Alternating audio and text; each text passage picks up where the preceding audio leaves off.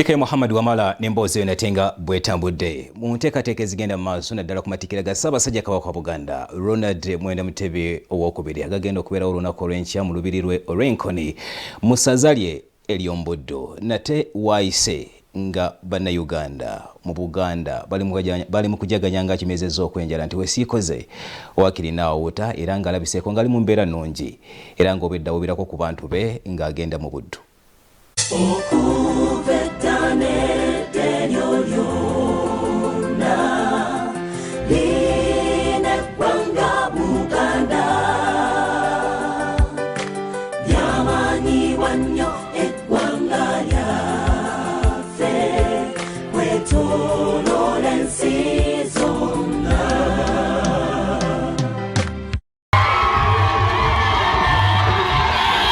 Essanyu libuganya abantu bwe balabye ku Ssaabasajja Kabaka ng'ayolekera olubiri olw'Enkoni mu disitulikiti ey'Erwengo mu ssaza ery'e Buddu. Oluguudo lw'e Masaka lukubyeko abantu okuviira ddala e Busega nga basazeewo okugumira omusana ne balinda omutanda alabiseeko nga bw'abawuubira.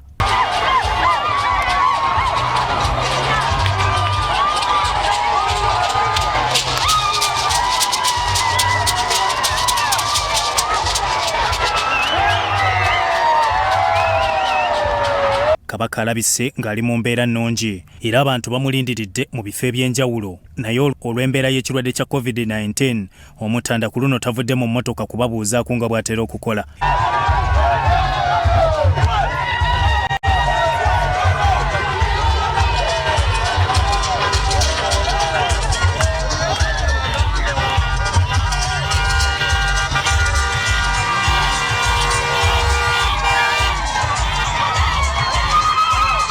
Ekyengera kibadde kijjobi oluguudo lwonna lukwatiridde abantu era bakira babiibya okuyimba n'okusanyuka okwa buli ngeri.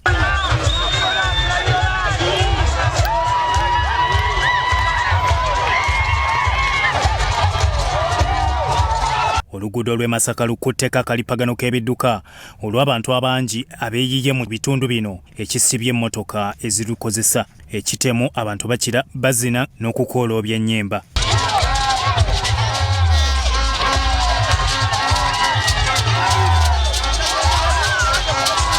Yo enabbingo abaayo nabo babadde beesunga kulaba ku mutanda era olunaku lwonna balumaze ku kkubo nga balindirira. Ensangi kisusse abantu bazibye oluguudo nga balaga essanyu nga balinda omutanda era bakira nabo amazina gabattiraawo. Abantu ab'enjawulo basiimye omusumba Aloysius Bujingo w'ekkanisa ya House of Prayer Ministries International eyavaayo n'alangirira ennaku 7 okusabira n'okusiiba ku lw'obulamu bwa Kabaka era boogera bwe bati. Nebaza omusumba Bujingo taata Aloysius mukama wange ng'afukamira weebale tuwulira okusaba n'okusiiba twasiibira mukama waffe Ssaabasajja Kabaka wa Buganda embeera nga si nnungi mukama waffe taata nadda engulu taata Pastor Aloysius Bujingo mukama akuwe ky'osinga okwagala. Mu kiseera kye kimu abantu abalala abakedde okulindirira Kabaka batubuulidde essanyu lye balina. Mpuliranga essanyu libula okunjabya obwabya naye simanyi ng'omutanda mukubako eriiso awangalire ddala maaso beene. Nga tutambulira mu buufu obwo nga wabula ssaawa busaawa okutuuka ku mikolo gy'amatikkira ga Kabaka Ronald Mwenda Mutebi owokubiri ebika oba emiziro mu Buganda bissibwa ku mwanjo ng'obutaka bwabyo Kabaka azaabulambula okubakubiriza okubukuuma. Ab'ekika ky'Ekinyomo bali mu Buddu era Katikkiro w'ekika kino Peter Ssenkungu Kigoye alaze essanyu okukyaza omutanda mu Buddu ng'ageraageranya bwe kyali bwe yabalambulako mu 2019. Ekyo tetujja kukyerabira era buli kaseera ng'ekika era n'avaayo ng'Ekinyoma akijje ku ddaala we kyali kirina okubeera ng'akitadde ku ddaala eddala. Aloysius Mutesasira ne mukyala we Gertrude Zawedde omwami wa Kabaka ow'eggombolola Mituba 6 agamba bakyajjukira Kabaka lwe yabakyalirako mu 2012 nga balina amaka galabirira abaana batalina mwasirizi. Najja alambula essomero lino Senyanga Education Center era n'asimbako ejjinja lino ku kizimbe eky'ekisolo ky'abaana abalenzi bo bannakyagwe oluwulidde nti abasinga bakujaganyiza mu bitundu byabwe ne bakola bulungi bwansi ku kitebe ky'essaza mu ggulu emukono. Omulamwa ogw'omulundi guno gutambulira ku by'obuwangwa y'enkulaakulana y'ensi. Ssekibobo Elijah Bwogere Matovu ne bakulembera n'abessaza baliko bwe boogedde ku miti gye basimbye 50 ne beegattibwako Dr. Lulume Bayiga ne Muyanja Ssenyonga abatadde toffaali ku Buganda mu byenjigiriza n'ebyobulamu. Mu kuyambako mu kusonda ettoffaali ery'okuzimba Bbugwe ku mbuga eno. Era ekyo nakyo tugenda kukikola. N'olwekyo okunakuwala kwenina kuli kumu nti bulungi bwansi abantu balowooza nti ajja kukolebwanga bakulembeze. Bulungi bwansi kitegeeza nti mulabye ensonga ezibakwatako nga bannansi muzeekolereko. Ate yo musaza Kyaddondo abakulembeze ba Lubaga Division omuli omutima gwa Buganda nga lwe lubiri olw'Emmengo ne Bulange ku mbuga enkulu bakoze bulungi bwansi. Mayors Akimbelaze ne banne bakoze okulongoosa ku masira g'e Kasubi agasangibwa nago mu Lubaga ne banokolayo obukulu bwago mu Lubaga eri mu Buganda.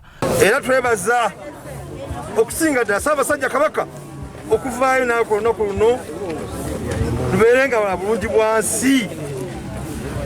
Era tujja kwongera okuba nga tukoleramu. Bawaddeyo ebirabo bwe bafundikidde okulongoosa era omwami wa Ssaabasajja atwala ekifo kino agamba baweeseza omukolo gw'enkya ekitiibwa.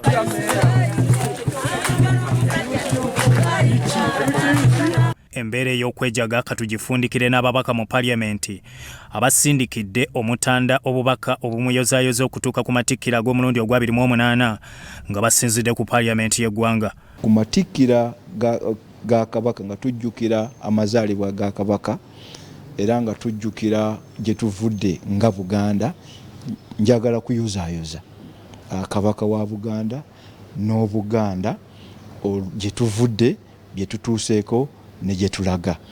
Nange njagala kwegatta ku abo bonna okumuyozaayoza era n'okuyozaayoza Obwakabaka bwa Buganda olwa bino byonna n'okusomoozebwa kwonna kwe tugenze tuyitamu naddala mu kirwadde kino ekya COVID-19. Ate era njagala okukubiriza abantu baffe abaliko obulemu ku mubiri gyabwe mu Uganda yonna naddala mu Buganda okwettanira amatikkira gano aga Ssaabasajja Kabaka. Nkulidde ku mulembe gwa Ssaabasajja Kabaka nga ekitegeeza ndi muvubuka wa mulembe Mutebi. Nja kutwala omukisa guno okwagaliza Ssaabasajja Kabaka amatikkira ga 28 agajjudde eddembe erikyesinze. Bya Robert Mutebi, Eric Sebalamu, Mukisa Ronald, Eric Yiga, Chamba de Lawrence, Nesali Akim, Salt TV, Omunyo.